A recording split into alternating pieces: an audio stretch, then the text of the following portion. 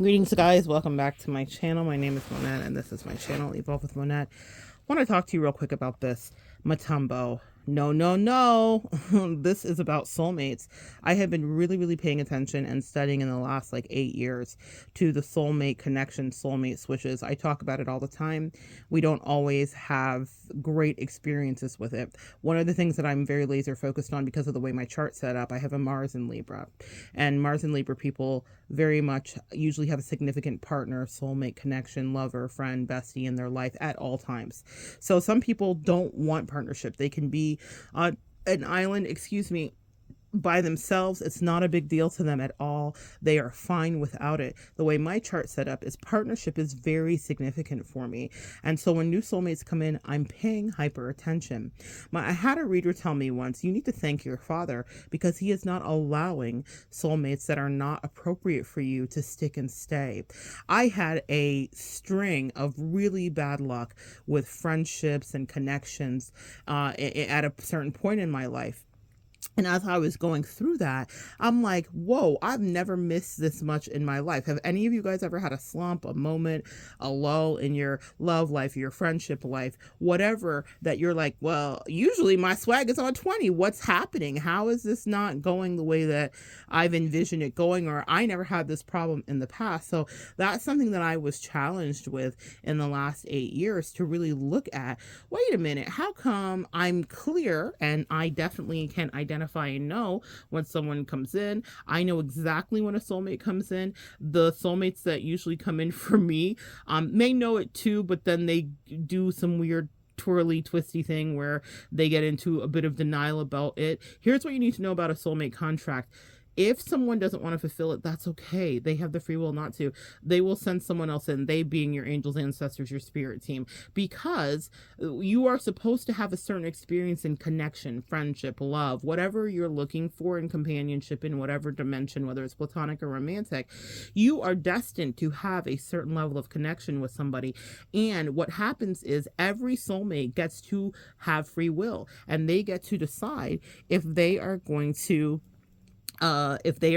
fulfill what it is that you guys could possibly fulfill. What I want you to understand is that there's an exponential opportunity for growth when you get a soulmate who wants to fulfill the contract. But sometimes people abort the contract. Sometimes people nullify it and they say, I just can't do it. And it could be for superficial reasons. It could be because that is not the destiny they envision for themselves. That's the beauty of this life. When people say there are many fish in the sea, there are, but what it really means is that someone will eventually come in that does exactly what is supposed to happen in your life and in their life, and it will be easy. It will not be a lot of drama, and it will not take a lot of work to glue together. When the reader said to me, you should thank your father because he is absolutely hitting these people that are not right for you out of the way, I was thinking, oh my goodness, well, that's crazy because, I work with people, and one of the things that happens with narcissists is that they love black magic and dark magic. So it's very easy to be like, oh my gosh, should my ex put a quote unquote spell on me? Now, those are real, guys. But my ex wasn't powerful enough the significant narcissistic ex in my life wasn't powerful enough to manifest anything good in her own life. She only was an agent of chaos. So how could she be that powerful to send me that much negative energy? Now, let's be fair. Did she wish well for me, or did she want anything good to happen to me? No, guys. Narcissists don't love you. They hate you, and they don't want to see you do well, prosper, or win. But she's not powerful enough. You can't give people all that power. You know who is? My ancestors. It was above me now. So no matter what level of compatibility I felt that I had with the soulmate, and I'm going to tell you one thing I don't undermine is my intuition. I know exactly when a soulmate's here. I know exactly who they are. I know exactly what our potential growth opportunity is. I get it in dreams. I get it in visions. They will communicate it with me too. It's not just me living in my own fantasy world. That's another thing, guys. Coming from the land of codependency, as many of us empaths us are, it is very easy to attach ourselves to people and think that a destiny must be played out with a person. And that's one of the things that I had to heal, was learning to release the attachment to this specific person, knowing that the destiny that is supposed to be for me will still be fulfilled, but it may not be with the particular person that may be the soulmate assignment at that time, because that soulmate has to sign proverbially the contract and say, I agree to do this with you. I want to work with you, and I'm going to get over whatever my hangups, hiccups, or my own second guessing is here, because I see the greater good.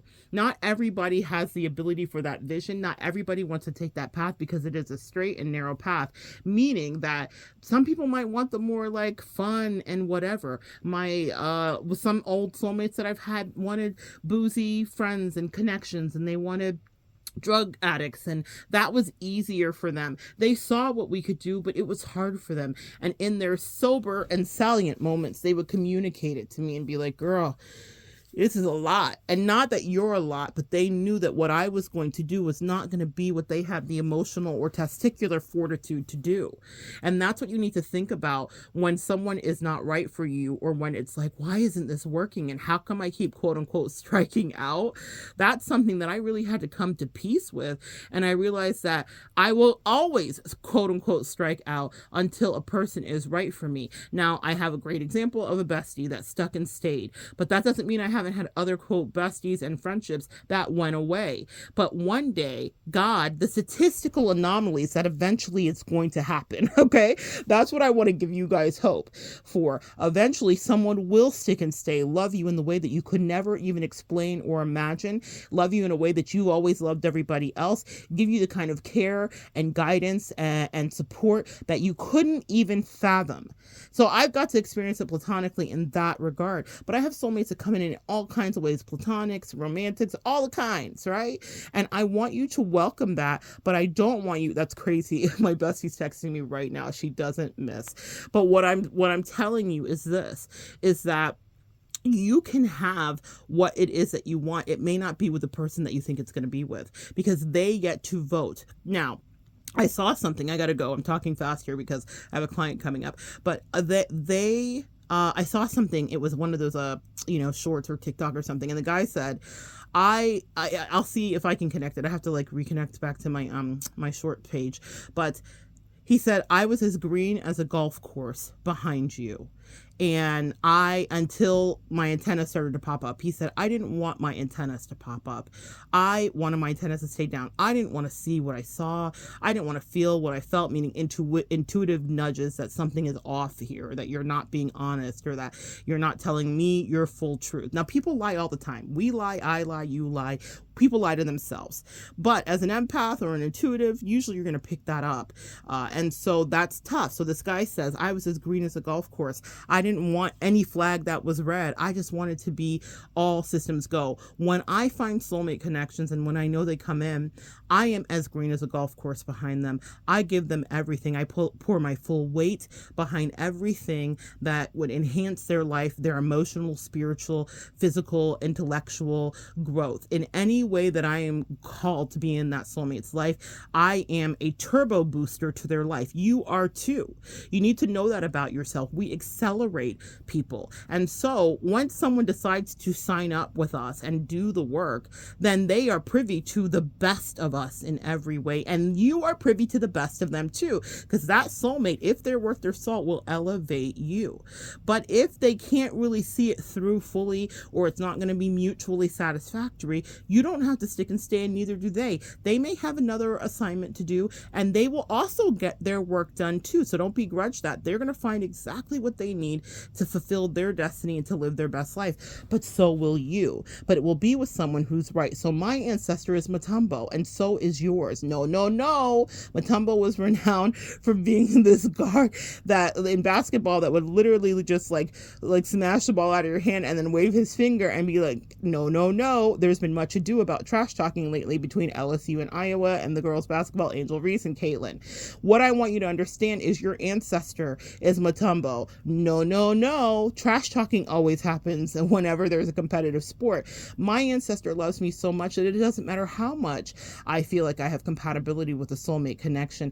If there's duplicity in them, they're not allowing it, because my ancestor knows what level of innocent I am when I love someone. Also, my ancestor knows what I offer when I plug into somebody, how I will help you bring into fruition your greatest fantasies and dreams, just like they can help us bring into fruition our greatest fantasies and dreams. But if there's going to be subterfuge and other triggering, if it's going to be the Nine of Wands if you read tarot, or it's going to make you access your Chiron, which is the wounded healer, and you're going to be triggered in a connection repeatedly, you get to a point in your spiritual growth where your ancestors say, no, no, no, you've already done enough of that work. So here's the thing, we have free will. You can override what you know is not going to be an appropriate connection, and you can override the duplicity that you might see in another person. But after a while, when you've done spiritual work, it's almost like you graduate, you elevate, and your ancestors will not let you endure anything that's any less than saturating beautiful love and a willing partner and connection who wants to give you everything they have, and you give them what you have, and then you guys accelerate and grow together. So do not begrudge a streak of no-no-nos, because it's not about someone doing something to you. Don't give those other people that much power. And again, not to acknowledge that your ex may not wish you the best, okay? That is true and that's factual. However, your ancestors wish better for you than the best. And so a true partnership that comes in, that knows exactly who you are, that's fully requited, is your portion. And that is what I was really gifted to understand in the last 8 years, repeatedly having no-no-nos every time I thought it would be an absolute yes, yes, yes. And my ancestors saw something I didn't see, and maybe they pushed and nudged me to pay attention and to look in that direction and to see what the truth was under whatever the deception was. And people lie for a lot of reasons, so it's not to give hate to anybody that you have that encounter with, because maybe their destiny was taking them in a fully different direction, and of that I've made peace. Sometimes people were wildly toxic, that I made peace with too, and sometimes they were just not for me and I wasn't for them, and I wasn't going to be able to help them fulfill their destiny. We're not always the answer for someone else's thing. We're not always the key to their lock, and they're not for ours. That doesn't mean, though, that each soulmate that comes in doesn't have the potential to be the key to your lock. You have to assess faster. I heard a military guy say, tell the truth and tell it to yourself faster. I tell the truth to myself fast, even if it breaks my own heart. And even when I am not telling the truth to myself fast enough, my ancestor does their part. No, no, no.